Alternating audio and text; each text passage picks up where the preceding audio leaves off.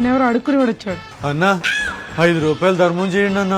మా అన్న పేటిఎం వాళ్ళకి తప్ప 5 రూపాయలు ఎవరికి ధర్మం చేయడు. 5 రూపాయలు ఇస్తే ఏం చేస్తావు? అన్న క్యాంటీన్కి వెళ్ళి అన్నం తింటానయ్యా, ఆకలిగా ఉంది. ఇప్పుడు ఆయన అన్నం తిన్నాడంటే చంద్రబాబు మంచి పేరు వచ్చేస్తుంది. ఆహా. నీకు నేను అన్నం పెడతా, నీకు ఒక్క పూట కాదు 3 పూట పెడతా, అది కూడా ఫ్రీగా పెడతా. మీరు దేవుళ్ళు అయ్యా. అన్నా మీరు మాకే పెట్టలేదన్నా, వాడికేం పెడతారు? నువ్వు రామ్మా, మీరు చాలా మంచివారన్నా.